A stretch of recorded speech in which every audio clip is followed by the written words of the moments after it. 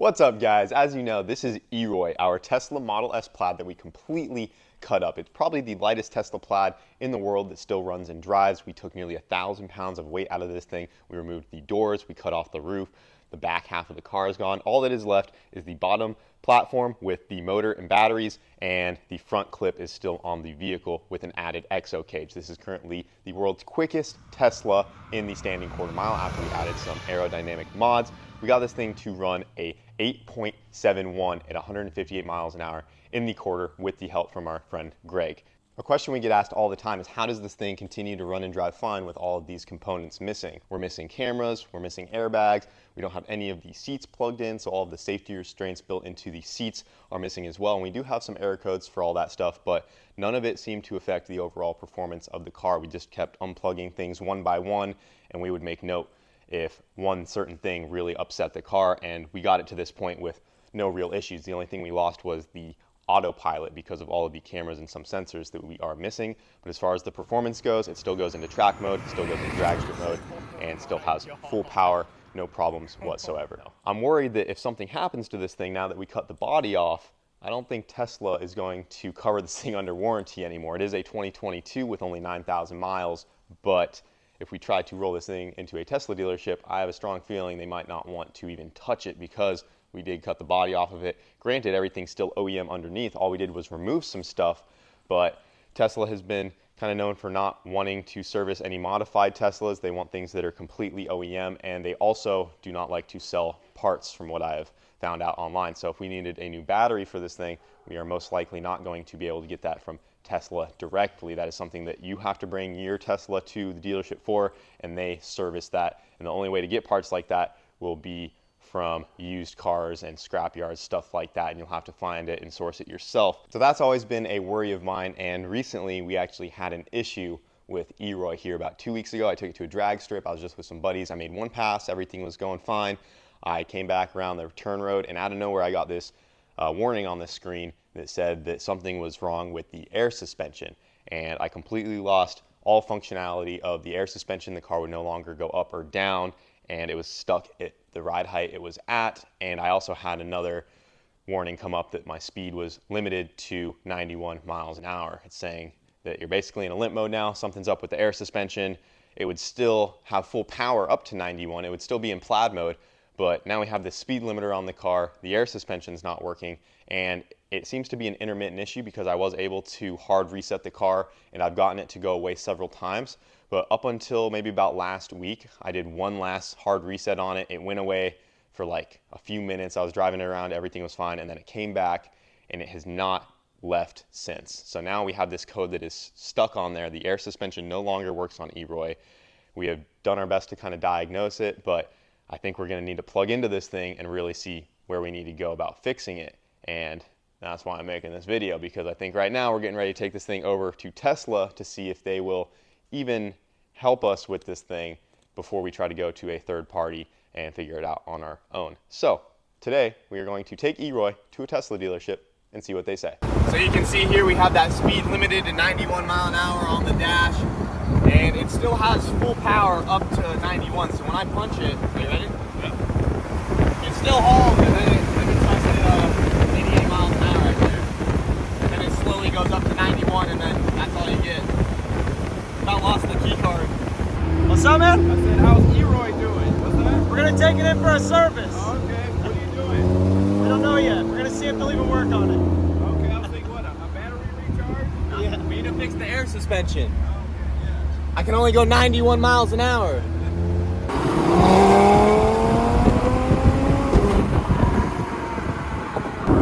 You do a 40 roll?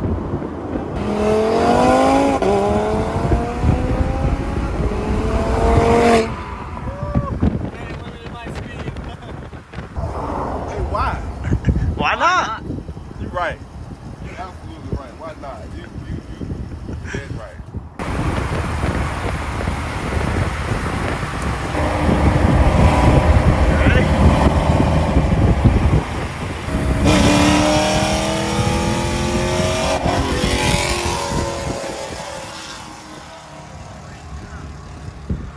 Dang it, we can only go 80 miles an hour, and then it just shuts it down. Here we are. Tesla. guess we'll go find out if they're willing to service E-Roy or not. Can I take a video? Yeah.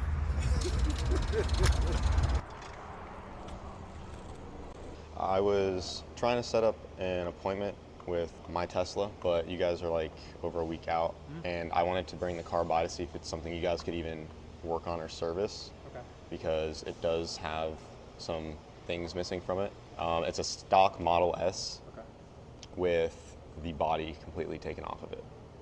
But everything's still OEM underneath, and it has a air ride system malfunction on the dash. So it's just all the body's taken off, the bumpers, Yeah, all that's taken off. no doors, no roof. It's completely stripped out. It's a Model S Plaid with nothing left on it except the platform and an exo cage on it. Okay. Let me ask. I mean, I do have it here if you guys want to take a look at it, but Sure, yeah, I might just for fun. But let me, because I know. let me get with them, because I know most of the time we have to have it as factory as possible. I mean, obviously, if the area we're working with, if it's not affected by anything else, then maybe, but I'll have to catch something. Okay, yeah, I figured I'd come and check before I make the appointment, just to wait And then just for it to show not up. even matter. Yeah, absolutely. Yeah, I got you. Are we recording everything? Yeah. Inside the service center? We've not recorded anything, so. Okay. You can kill it. Well, guys, they did ask us to stop recording in there, so we had to turn the iPhone off.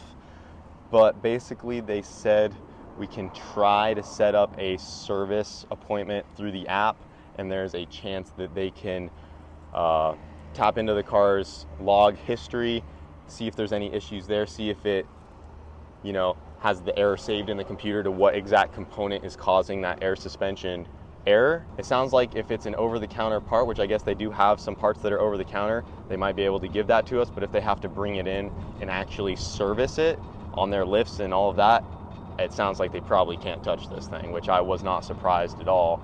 And I'm assuming if it's a component for the air suspension, even if it's like the control valve or something like that, they're probably gonna have to bring it in to do that. I don't think that's a part they just hand me over the counter. Maybe it is, I don't know, but good chance we're gonna have to figure this one out ourselves, boys. So, I mean, hey, they were pretty cool about it. They just didn't want us filming in there, but we tried. Guess we're gonna have to learn how to fix the air suspension on old E-Roy here. Before we went all the way home, we decided to stop at another Tesla dealership that wasn't too far out of the way to see if we got a different response. The second visit was actually pretty good, and these guys genuinely wanted to help us out. And we did get a short clip of our initial interaction once we brought it to this second dealership. Everything is factory. It's just missing the doors and roof and obviously everything else. But nothing has been tampered with or touched, but we recently picked up air ride malfunction error, and it will limit the car to 91 miles an hour, and I have no control over the height control of the vehicle anymore because of it. I just didn't know if that's something you guys could even take a look at. I mean, right on the surface, I want to say no, but I want to help. You see something this heavily modified, and it's clearly other things are done to it that would probably void a warranty. Yeah, this is pretty good. This is so cool, man. I just want to take a picture of that. Yeah, you guys can take whatever pictures you want. Shortly after this initial conversation, we did move in a little closer with the camera, and after some time, one of the techs that came out did notice that we were filming and asked us to stop, which I respectfully turned the camera off from that point forward, but it did seem a little one-sided considering every employee there and every customer and actually some fans passing by took several photos and video walkarounds of our car, which they seemed to have no problem with, but we were not allowed to fully record the conversations that we had, which I understand it's private property, and I just wanted to be respectful, didn't want to get kicked out or anything like that, so we stopped, but they did say that we could continue to take some pictures, so I will continue to tell this quick story of the second visit with some picture overlays. So they went ahead and put E-Roy into service mode, which creates this red border around the main screen, and it says service mode on the dash, and it kind of gives you a back-end look of all of the errors you might see on the dash, and it gives you a full list of all the codes that are currently on the car. It's almost like a built-in OBD reader, which is pretty cool, and it gives you some override features to help diagnose any issues you might have. This isn't something that only the dealership can do. They didn't give us some special tool to get it into service mode. You can do this yourself. We just didn't know how to do it at the time, but they got it into service mode. We had a list of like 78 codes on this thing from all of the stuff we have unplugged, and some of those codes did have to do with the air suspension issues that we were seeing. We took a look at all the codes related to the air suspension, and it seemed to boil down to an open ground somewhere in the the system. It said we had an open ground going to the valve block and an open ground going to the exhaust valve that lets the air exhaust out when the car is bagging down. And normally if there's an issue with the component itself, it will still see that resistance in the wire and detect that maybe something is wrong with the component, but it is seeing nothing, and it thinks that there's a ground completely open, which means that the wire going to the component might be broken, there might be an unplugged connector, and they seemed pretty certain that this could be our issue. So they told us, go home, make sure that everything is looking good, there's no broken wires or anything unplugged, and that most likely has something to do with our issue. But overall, they were really nice to us at this second location, and they said that there's a good chance if we set up a service that they could bring it in and probably diagnose it. They would just probably make me sign a waiver saying that I am getting this car back as is and they are not responsible for anything after the car leaves their property, because I definitely understand that this is no longer up to spec of an OEM Tesla Model S. But overall, since this thing is a little controversial and we got some mixed responses from both dealerships, I don't want to create any further issues down the line if we bring it back. So ideally, I think it would be best if we can get this thing fixed ourselves based on talking to the dealerships directly. So that's what we're going to try to do. All right, guys, so we got Eroy back at the shop here. We're going to go ahead and try to take a look at this thing for ourselves. So first things first, I'm going to set these aside real quick. My first thought is that maybe we had an issue with the air compressor itself for the air ride system, because the suspension was working not too long ago, but it sounded like it was struggling to reach ride height. It worked one last time and then it completely stopped working. I thought maybe the system was running out of air because I never heard the air compressor come on. So our first thought was possibly the air compressor. So that guy is right down here and we just have it unplugged right now. We're just hooking it straight to 12 volt and we can confirm that the air compressor works fine.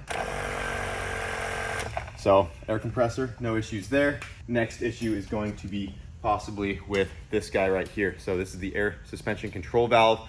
This is the thing that it said we had a code for an open ground going to this guy. What's weird though is that the techs seem to think that if we have a bad ground or an open ground, they are looking for like a completely unplugged plug or a broken wire. And this was kind of an intermittent issue. It would work sometimes and then sometimes it wouldn't. You'd think if a wire was unplugged or completely got pulled out of its pin or something like that, the issue would have been, present the whole time. It wouldn't be fixable at all. So maybe it was like a weak ground that finally broke off or something like that. We triple checked everything on the car. Everything looks good. Everything's plugged in. We looked at all of our wires. Since we don't have the inner fender wells right here, we thought maybe some debris got flung up on all of this stuff since it is right up here. So it would make sense that something could have like hit this plug and broke the ground or something like that. But everything's looking fine. We power probed the wires that would appear to be the ground, like all the black wires and stuff. Everything seems to be good. So what we're gonna try next is putting a new air suspension control valve in and seeing if that fixes anything, because maybe it's not grounding out how it should inside the actual unit itself. So we're gonna go ahead and pop this guy on and go from there. All right guys, we got the new air suspension control valve in there and we're gonna go ahead and power the car back on. It is slammed all the way down right now because we let all the air out of the air ride system, and hopefully we hear the compressor kick on. That would be a great sign because it has yet to turn on since this issue has started. So there's probably something telling it not to turn the compressor on. And if that doesn't work, we're also going to pump the system back up to 150 PSI is what these have in that tank. I talked to Chris over from Electrified Garage, which is Rich Rebuild's company that he's associated with, because I also called him up for some questions. And if all of this doesn't work, we're gonna probably end up having to take this thing up to those guys, because I don't think we wanna risk dealing with Tesla on this one, and I'm sure they could do a good job helping us out as well. But hopefully this does something, but we'll give it a shot, try it out. So every time we went to weld on this thing, we always just unplugged this 12 volt battery right here and pulled the fireman's loop out, which disconnects the main battery from the Tesla. We never had an issue doing this before. It just kind of does a reset on the car, it seems. So I'm just gonna do that again and see if our new valve did anything. Oh, she's still in service mode. We still have the air suspension error. Still says speed limited. I mean, it lets it move, but we don't have a compressor kicking on. And now she is slammed on the ground. It's set to high on the ride height, so yeah, I guess we could try pumping that tank up, but I don't think that's gonna fix it. So we got the Tesla backed out, still slammed, not wanting to air back up. Got her back in service mode. I don't know if these buttons are gonna do anything. We just like had to do a little unlock thing to even get into this section right here. But we have assisted inflate. Run it. Should we See hit what it run? does, bro. We're gonna mess this thing up. Oh.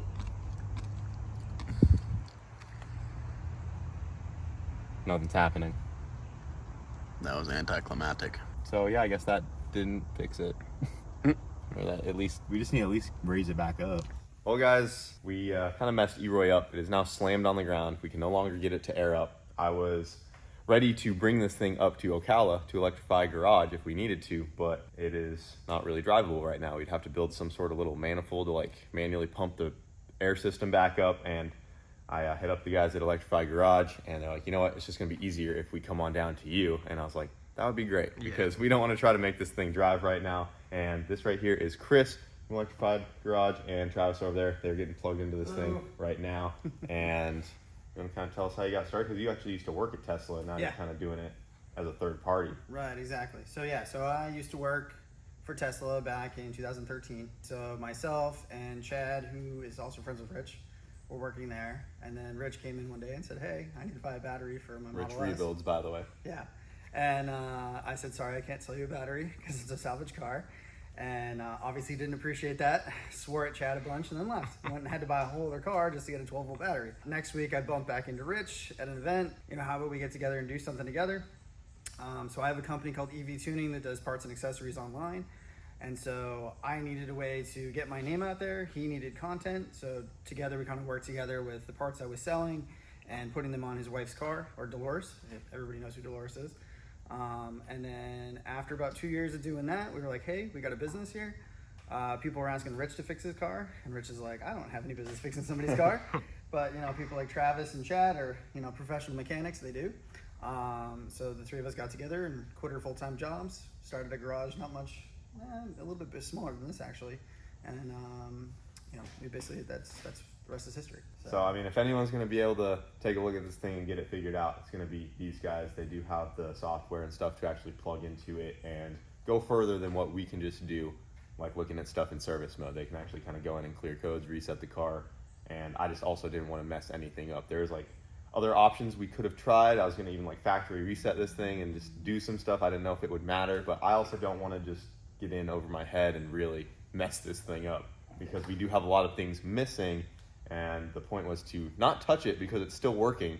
I didn't want to do some big reset and the whole car freaks out because it's like, oh, now all this stuff is gone. What happened? So hopefully we can just fix this air suspension deal and we'll be good to go. Keep the magic in. Yeah. Don't let it out. All right, guys. So right now we got a wiring diagram pulled up for all the grounds that are going to run up to the front of the car there that could possibly be the ground that is broken or causing our issue. So we are pulling the wheel off up here. We're going to take a look at everything up under there, up in here, and behind the firewall. There's a harness right over in this And area. make sure nothing is hurt. Oh, is this where all the grounds kind of come together? Yes. I mean, that would make sense because it's right above a tire. Could have something fling up on it. So equipment test is good. I'm gonna go for continuity. So that's the main unit right there, right? Yep, that's your master car computer, or MCU we call it.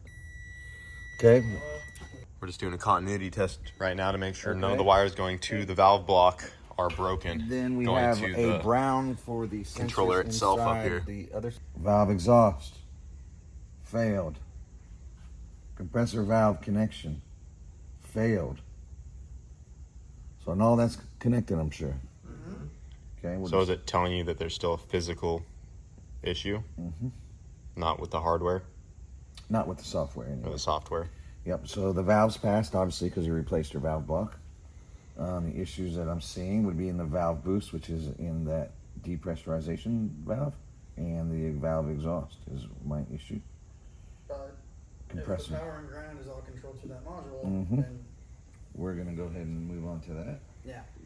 So which one should I test to make sure it has the power going in? We got violet and blues. There should be 2 violets and 2 blues. So our high side drive out to the dampener, which is the code that we're getting, and the pressure sensor for the front left would be violet. I got nothing to any of them. Okay. The only thing I've seen coming in is I do have the 15 going in, And that's it. and everything else coming out is nada. You gotta go to the next plug up from where you're. Test your equipment. Yeah, up here. Yeah, that one. I've been checking that one. Nothing's coming out of that. I was just seeing if I got any. I got nothing coming out anywhere. The third plug that is in question is responsible for all four corners of dampening, rebound, and pressure sensing. Well, that would make sense because that's the one. That's all the stuff we're missing. Correct. That one plug is our culprit then. Your other plug is your CAN bus because it's working. Then your other plug, your 176, is your ride height sensors. Obviously, those are working as well. So basically, we're missing a corner of the ECU. Yeah, so the middle plug you were getting stuff out of is good. The one at the end is good. It's just that one. Yeah. So everything else is working fine. Well, guys, we've had quite the day over here diagnosing E-Roy. We have narrowed it down to this guy right here. This is the air ride control module. So it appears that that valve block is working properly and we are not getting a signal coming out of this guy. So this is responsible for all of the pressure sensors in each airbag, the pressure sensor that's in the reservoir right there. And this is supposed to send a 5-volt signal out to all of those sensors so they can read properly. We're getting nothing coming out of this module here. All signs are pointing to this guy right here. So I'm gonna have to go ahead and order one of these and then hopefully we plug that in there, we reconfigure it, make sure everything's set up and ready to go, and hopefully that fixes our issue. But we've been dealing with E-Roy for like a couple weeks now, just trying to figure out what the heck is going on with this thing. And go ahead and order one of these. They're like a couple $100 on eBay, just some used ones. Hopefully they'll get us by and get this thing up and running again. But these guys did show us one feature that might come in handy that I got pulled up. We were most worried about not being able to go over 91 mile an hour because it still hauls ass up until that. But if you guys look right here in the service mode, Travis showed us that if you go into the service settings, right here we have remove speed limit. So that might just do it for us. That should hopefully take the speed limit off this thing. We now know how to manually set the height on the car for when we do need to take it out, and hopefully this fixes that issue. But in the meantime, we can still have some fun with the car, which is the most important. So I want to thank you guys so much for coming out. They came out here the day after Thanksgiving just to help us try to get this thing figured out. So yeah, safe trip back, guys. And I'll let you guys know how it goes once I get the new one in. And hopefully that's all we need to do. We don't have to make you guys drive back down, or we don't have to go back up to you guys. Yeah, right. Exactly. So. Or we go meet at the drag strip and go have some fun instead. Oh, it has the summon. He just has it come to him.